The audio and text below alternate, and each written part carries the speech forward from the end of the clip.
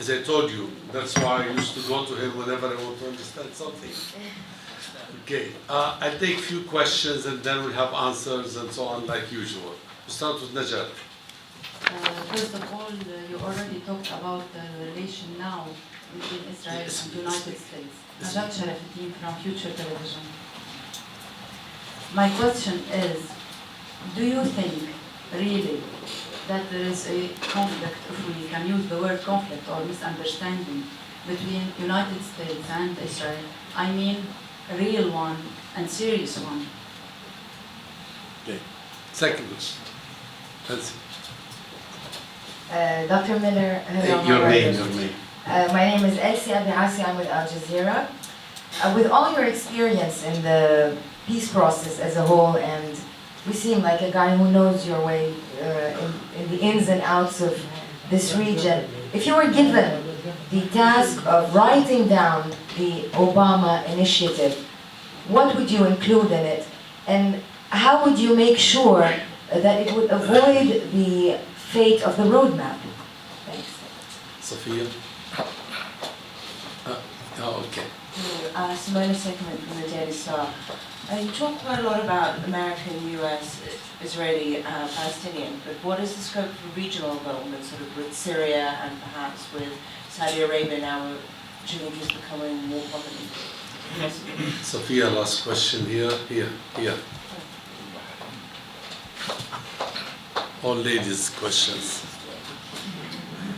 I have a comment and a question about Kissinger. If I remember correctly, he was supposed to talk about a comprehensive peace, and those were the directions of Nixon, but he did not. So, because you made it sound as if it was successful, it would be interesting to know successful to whom at that juncture.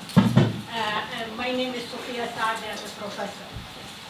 The second question I would like to ask is that we have all vilified Nazi Germany because it expelled and tortured and persecuted people on the basis of religion. And the US upholds the Bill of Rights and refuses such a discrimination. So how can you accept a purely Jewish state where people who are from a different religion are going to be thrown out of that, or this is the demand that Israel is making? Thank you. On the U.S.-Israeli relationship, there have been moments of crisis, three in particular, 1956, 1975, and 1991. Those are the three most acute crises in the U.S.-Israeli relationship. All of those previous crises resulted either in the threat of sanctions or sanctions. This is not quite that, in large part because the U.S.-Israeli relationship over the course of the last 16 years has evolved. This is a crisis not about the full contours of the relationship. It's a crisis about a particular piece of that relationship. But it is not a bump in the road either, because what has been opened up is a fundamental difference of opinion between the United States and Israel, both on the question of interim issues, what Israel should, cannot, must not do in the period leading up to a negotiation, roughly revolving around settlement activity in Jerusalem, and second, a gap, I suspect, on the substance of the actual negotiations, which we haven't even gotten to. So I think that, to be realistic, this is not a crisis that is going to lead to a fundamental recalibration of the U.S.-Israeli relationship. And I think there's a great misunderstanding in the region about the nature of this relationship. And I try to explain it to people, but they don't want to believe me. I mean, they either don't want to believe me or they don't like the answer. But there's a certain reality here, which I think is accepted within an American political context and even an American cultural context, which is not accepted here. And that reality is this. We have, for reasons that have nothing to do with the Middle East, a fundamental commitment to Israel's security and sovereignty. It flows primarily from one factor, which is value affinity. And people dismiss this. In large part, they dismiss it because they say, well, Israel is not a democracy. It persecutes Palestinians in the West Bank and Gaza. It confiscates land. It engages in targeted killings. It abuses human rights. And even in Israel, 20% of the population, Palestinian citizens of Israel, Israeli Arabs, suffer serious economic and social discrimination with respect to how much of the state's resources they get with respect to housing, education, and health care. But this misses the point. It misses the point both of the nature of our system and the nature of our commitment to the Israelis. We support the state of Israel primarily because most Americans, and I know it's difficult for you to grasp, but you have to come to terms with it, because most Americans believe, whether their perceptions are right or wrong, that Israel is a democratic polity, much like the United States. I saw a recent Gallup poll, February of this year.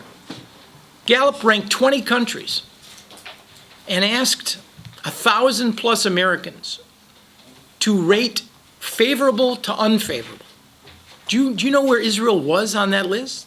It was number 5, behind Canada, the Brits, Germans, and the Japanese. Do you know where the Palestinian Authority was? It was 16. Iran was 20. The notion that somehow we should follow our hard interests and let that judge and dictate the nature of our relationship with Israel doesn't explain how America works. America follows very often its soft interests. My Israeli friends are very uncomfortable with this. They want the U.S.-Israeli relationship to be based on strategic cooperation, prepositioning of equipment, intelligence sharing. They don't get it. Even they don't get it. What you want for any relationship, whether it's between the U.S. and Lebanon, or the U.S. and Israel, or the U.S. and Great Britain, is a relationship based on value affinity, on ideology, because those are the permanent relationships in the international system that endure. We don't have a strategic relationship with Panama. We used to. The Philippines, we used to.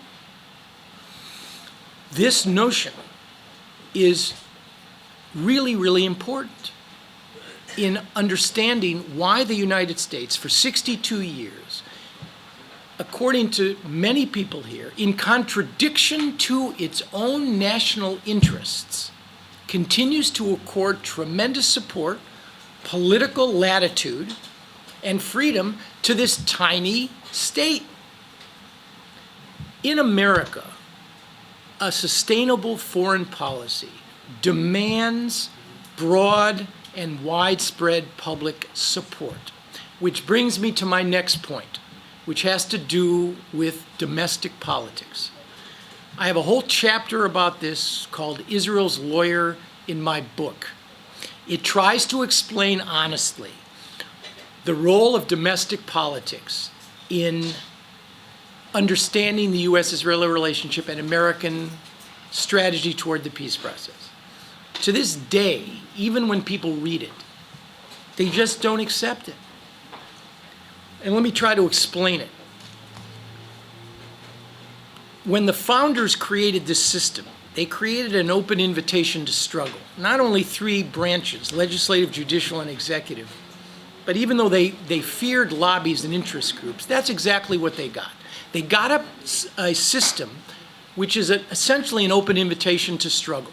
In our system, people organize, they lobby, they raise money. Sometimes it raises serious ethical and moral questions, but not constitutional questions.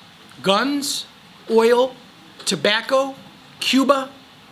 I'm a member now of the American Association for Retired People. Having turned, well, I turned 55 about 7 years ago.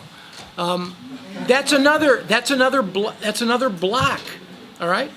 Lobbies lobby in our system. That's not the question. The question is whether presidents lead. And my point to you on domestic politics is very simple. The pro-Israeli community in the United States has a powerful voice, particularly in Congress. There is no question that the aid levels, I would argue, in some cases, the fact that other constituencies can't get their way. And it's not right. Every battle that a president waged with the pro-Israeli community since the 70s, in which you had a willful president pursuing a policy that had a chance to succeed, presidents trump domestic lobbies every single day of the week. Presidents who don't have effective policies, who are uncertain and who don't want to lead, they are more prone to being manipulated and defeated. But it's a case, I think, that has been made repeatedly, but it's just not accepted, because the notion in this region is America must understand where its interests lie.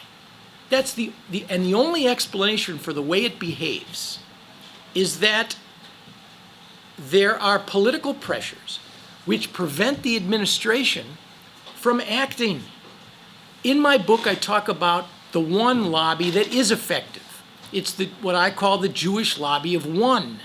It's the impact that an Israeli prime minister has on an American president. You want to talk about pro-Israeli pressure? Don't talk to me about AIPAC. AIPAC has an influence over the legislative branch. They don't have much of an influence on the White House. Talk to me about the Jewish lobby of one.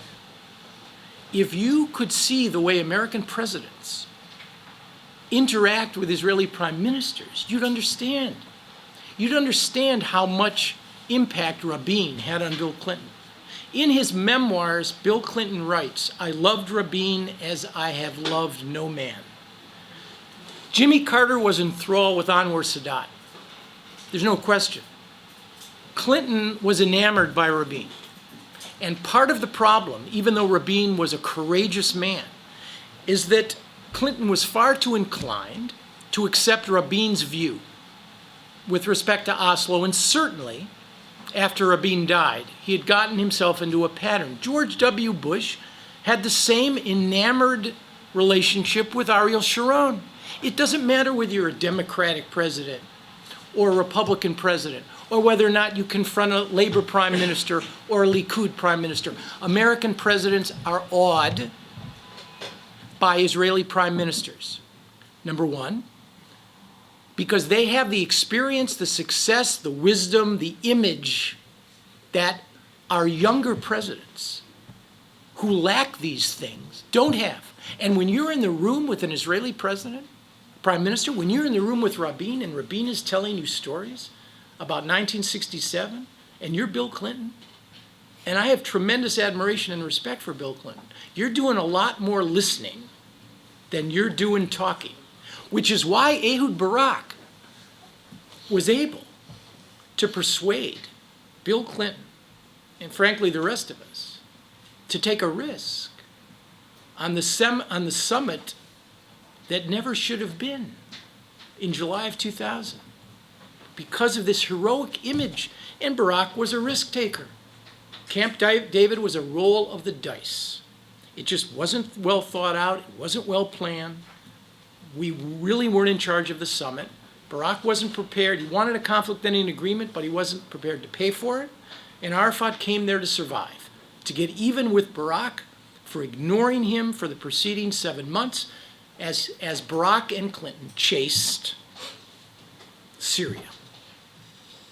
Arafat couldn't understand it. Couldn't understand how Barak could have offered Assad 99.9% of the Golan Heights, minus 300 to 500 meters off the northeastern portion of the lake. And Barak offers Arafat at Camp David 90% of the West Bank. I remember sitting with Arafat in Ramallah when they announced the Blair House talk. Arafat never said anything meaningful in public. And all the other Palestinians in the delegation were celebrating because they believed that the Syrian-Israeli negotiations would essentially moderate Hezbollah, check Hamas, and create a basis of unity. And I asked Arafat, what do you think, Mr. Chairman? And he grabbed my hand and he started to squeeze it.